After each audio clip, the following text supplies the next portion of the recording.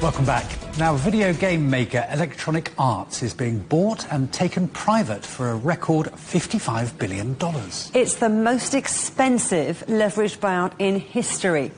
EA is being bought by a group of investors, including Silver Lake and Saudi Arabia's Public Investment Fund.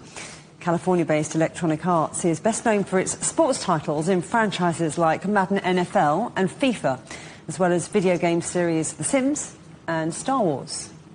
President and CEO of Niko Partners, Cosmas Hanson, joins me. Great to have you on the programme again. Now, what a flashy price tag. I mean, this is a bit of a milestone in the gaming world, but why leave public markets? There are pros and cons, aren't there? Yes, of course, there are pros and cons to everything, and a deal this large is certain to be scrutinized by analysts, investors, and public authorities alike. Taking a look at a nearly $55 billion privatization.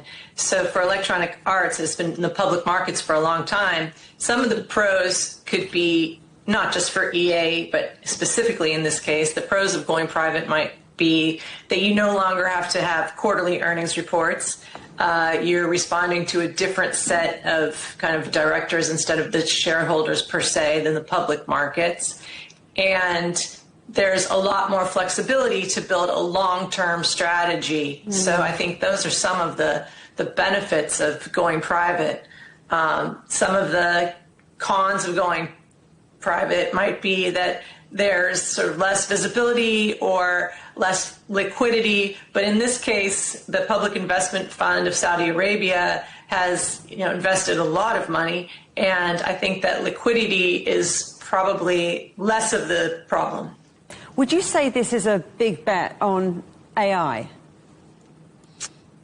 Yeah, some are saying that this is a big bet on AI. I think overall in the video game industry, AI, just like in every industry, AI is really making a play for improving operational efficiencies. And anytime you can have an improvement in operational efficiencies, you're going to have greater profit.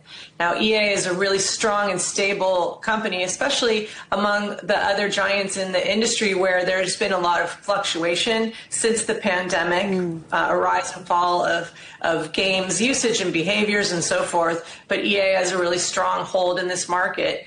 And if they can continue their revenue growth and then also improve profit margins via using tools that are going to come from AI for game development or for even players' own customization of their gaming avatars and so forth, or the games themselves, this could be quite compelling for their margins. You mentioned the other giants in the industry. What does this deal say about the current state of play in gaming right now, in terms of growth and competition?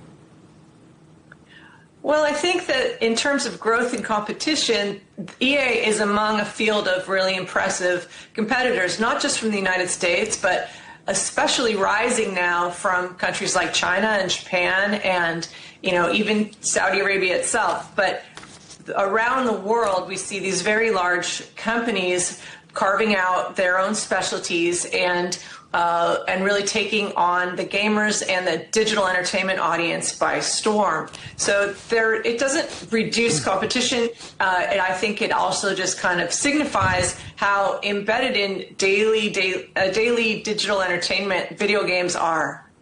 They certainly are. Oh, Lisa, I'd love to talk to you more, but we are out of time. Thanks so much, Cosmas from Niko Partners.